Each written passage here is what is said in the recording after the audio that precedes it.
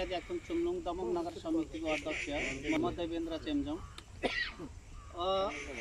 हामी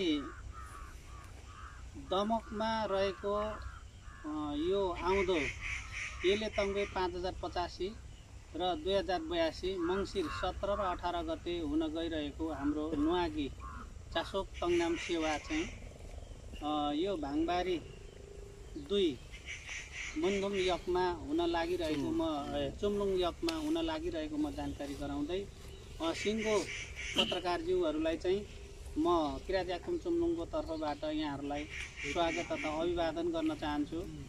र हामीले यो 17 र 18 गते 2 दिने जुन कार्यक्रममा लगाइरहँदाखेरि चाहिँ हामीलाई सहयोग गर्नुहुने श्रमदाताहरू लगायत वार्ड समिति, हाम्रो 10 वटा वार्ड समितिमा 8 वटा वार्ड समिति अहिले एक्टिभ छ, 2टा चाहिँ केही कमजोरी अवस्थामा रहेको छ। र वार्ड समितिहरूले चाहिँ हामीलाई सहयोग गरेर चाहिँ जुन हामीले यो चासोक तङ्नाम चाहिँ गर्न लागिरहेको छौँ, यो श्रमदातैबाट वार्ड समितिको सहयोगबाट र नगर समितिको साथीहरूको सहयोगबाट चाहिँ हामीले चाहिँ यो 2 दिने नुवागी पूजा चाहिँ यो मुन्दुम यकमा चाहिँ हामी चुम्लुङ यकमा चाहिँ गर्न लागिरहेको छौँ। त्यसैले गर्दाखेरि चाहिँ जो पत्रकार मित्रहरू हुनुहुन्छ, पत्रकार साथीहरू हुनुहुन्छ, जसरी हामीलाई बोलाएर जुन निम्तोलाई स्वीकार गरेर आइदिनु भएको छ, यहाँहरूलाई म मुरी धन्यवाद दिन चाहन्छु।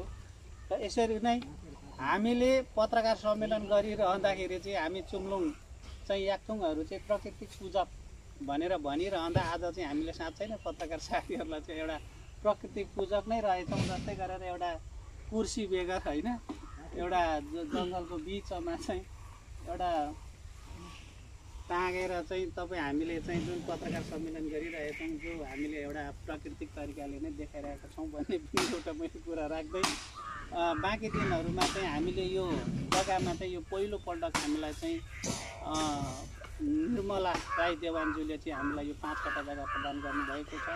र हामीले पहिलोपल्ट यहाँनिर चाहिँ हामीले चासोक तङ्नाम नुवागी सेवा चाहिँ गर्न लागिरहेका छौँ। यो नुवागी पूजा 2 दिनमा चाहिँ हामीले प्रमुख अतिथि चाहिँ हाम्रो स्थानीय सरकार मेयर राम थापाज्यूलाई चाहिँ हामीले प्रमुख अतिथि बोलाएका छौँ भने विशिष्ट अतिथि चाहिँ हामीले उपमेयर रेजिना भट्टराई पसाईज्यूलाई बोलाएका छौँ। त्यस्तै हाम्रो सङ्घीय समितिहरू हुनुहुन्छ, उहाँहरूलाई विशिष्ट अतिथिमा बोलाएका छौँ।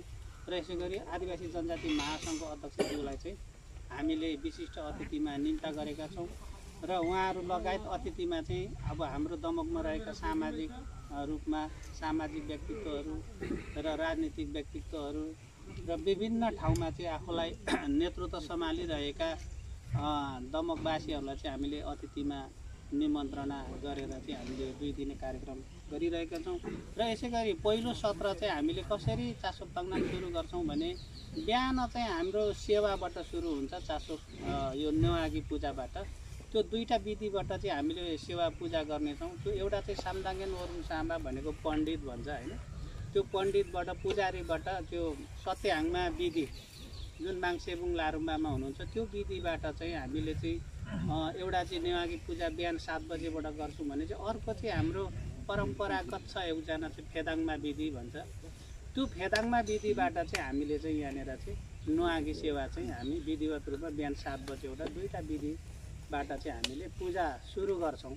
यसरी सुरु गरिसकेपछि 17 गते बिहान 7 बजे चाहिँ हामीले पूजा सुरु गरिसके पछाडि चाहिँ जब पूजाको अन्त्य हुन्छ, त्यसको पूजा अन्त्य भइसकेपछि चाहिँ हामीले चाहिँ त्यसको प्रसाद ग्रहण गर्छौँ। जो प्रसाद ग्रहण चाहिँ हामीले सिलामहरू तयार बनाएका छौँ, सिलाम चामलहरू, त्यो नुवागीका त्यो चामलहरू चाहिँ तयार गरेर चाहिँ त्यो हामी नुवागी चामल चाहिँ सबैलाई प्रसादका रूपमा चाहिँ हामीले वितरण गर्नेछौँ, आफूले खानेछौँ। र त्यो चासोक चाहिँ सेवा चाहिँ त्यसरी अन्त्य गरिसके पछाडि चाहिँ अब हाम्रो समुदायहरू चाहिँ त्यस पछाडि चाहिँ पलुङ भन्छ क्या, छेलो, हामी छेलोको मजा लिनेछौँ। यहाँनिर चाहिँ छेलोहरू हानेर चाहिँ हिजो पहिला हाम्रो याक्थुङ साथीहरू पाहाडमा त्यो पलुङ हानेर छेलो हाट बजारहरू जसरी रमाइलो गर्थ्यो, हामी पनि त्यसरी नै यो जङ्गलको बिच चुम्लुङ यकमा चाहिँ हामी पलुङ हानेर छेलो हानेर चाहिँ यहाँनिर रमाइलो गर्नेछौँ भने चाहिँ बेलुका 3 बजेबाट चाहिँ हाम्रो धान नाच पालम प्रतियोगिता चाहिँ सुरु हुन्छ।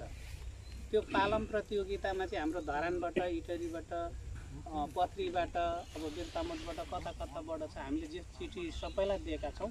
सहभागी चाहिँ अहिलेसम्म चाहिँ 7 जना चाहिँ लगभग हुने निश्चित भइसकेको छ। त्यसरी पालम प्रतियोगिता चाहिँ हाम्रो लगभग 1 बजेबाट 2 बजेबाट सुरु हुन्छ। अनि त्यो पालम प्रतियोगिता सुरु भइसकिसके पछाडि चाहिँ हामीले त्यसमा पुरस्कारको व्यवस्था गरेका छौँ, फर्स्ट सेकेन्ड थर्ड। त्यसरी 3टा स्लेबलमा तयार गरेर पालम प्रतियोगितामा हामीले निर्णायक मण्डलहरू राखेका छौँ। त्यसरी निर्णायक मण्डलहरूले चाहिँ जुन निर्णय गरिसकेपछि हामी पुरस्कारको वितरण गरिसके पछाडि चाहिँ अनि बेलुका हाम्रो 5 बजेदेखि केही समय चाहिँ स्थानीय कलाकारहरूले चाहिँ अब साङ्गीतिक प्रस्तुतिहरू चाहिँ प्रस्तुत गर्दैछ, नृत्यहरू प्रस्तुत गर्दैछ। यसरी नै चाहिँ हाम्रो बेलुका 5 बजेबाट स्थानीय कलाकारहरूले चाहिँ अब नृत्यहरू सङ्गीतहरू पस्केर चाहिँ हाम्रो कार्यक्रम चाहिँ त्यस दिन 17 गतेको कार्यक्रम चाहिँ समापन रहनेछ। 17 गतेको। अनि 17 गतेको यसरी कार्यक्रम समापन भइसकेपछि चाहिँ भोलि 18 गते चाहिँ हाम्रो के रहनेछ भन्दाखेरि बिहान हामी यहाँनिर भेला हुनेछौँ, यहाँ मेलाहरू राख्नेछ। केही चाहिँ यहाँ मेलाहरूको कुराहरू पनि आएको छ। हाम्रो चाहिँ मेलाहरू चाहिँ त्यस्तो धेरै त होइन, केही मिनी मेलाहरूको बजारहरूको पनि आउनेछ। किनभने उहाँहरूले हामीलाई कन्ट्याक्ट गर्नुभएको छ, हामीलाई पनि यो मिनी मेला चाहिँ दिन ठाउँ दिनुहोस् है भनेर हामी दिन्छौँ भनेका छौँ र सायदै भोलिदेखि चाहिँ मिनी मेलाको कन्सेप्टहरू पनि तयार हुनेछ भन्ने यहाँ मैले जानकारी गराएँ। र 18 गते चाहिँ बिहान हाम्रो 11 बजेदेखि चाहिँ 10:30 बजेदेखि नै चाहिँ हाम्रो रुटिन चाहिँ 10:30 बजेदेखि चाहिँ औपचारिक स्टेज कार्यक्रम रहनेछ। त्यो स्टेज कार्यक्रम चाहिँ हाम्रो स्थानीय सरकार हाम्रो होइन मेयर साहब नाम थापाको प्रमुख आतिथ्यमा चाहिँ हाम्रो कार्यक्रम सञ्चालन रहनेछ। त्यसरी कार्यक्रम चाहिँ तपाईँको लगभग 3 बजे हामीले राखेका छौँ समय चाहिँ 3 बजेसम्म चाहिँ हाम्रो औपचारिक स्टेज कार्यक्रम रहनेछ भने चाहिँ 4 बजेदेखि चाहिँ फेरि हामीले विभिन्न कलाकारहरू जस्तो काठमाडौँबाट कताबाट चाहिँ मगाएर हाम्रो 5 जना कलाकारहरू मगाएको छौँ। त्यो 5 जना कलाकारहरूको चाहिँ तपाईँको यहाँनिर सङ्गीत प्रस्तुत रहनेछ र स्थानीय कलाकारहरूको त्यहाँनिर चाहिँ नृत्य पनि प्रस्तुत रहनेछ भन्ने कुरो राख्दै बेलुका हाम्रो चाहिँ यसरी 8 बजेसहित हाम्रो कार्यक्रम चाहिँ समापन रहनेछ। र यो 2 दिनको लागि चाहिँ हामीले स्थानीय तल इलाका प्रशासन कार्यालयमा पनि हामीलाई चाहिँ यता सुरक्षाको प्रत्याभूति गरिदिनुहोस् भनेर हामीले त्यहाँनिर पनि चिठीहरू दिइसकेका छौँ, उहाँहरूलाई पनि अतिथि बोलाएका छौँ। र यसो गर्दै बेलुका चाहिँ हाम्रो 8 बजे चाहिँ कार्यक्रम चाहिँ 2 दिने कार्यक्रम चाहिँ यसरी नै समापन हुनेछ भन्ने कुराहरू चाहिँ मैले यहाँहरू पत्रकार साथीहरूलाई र स्थानीय साथीहरूलाई र हाम्रो सिङ्गो टिमहरूलाई चाहिँ मैले जानकारी गराएँ। हवस् त, धन्यवाद। सेवा।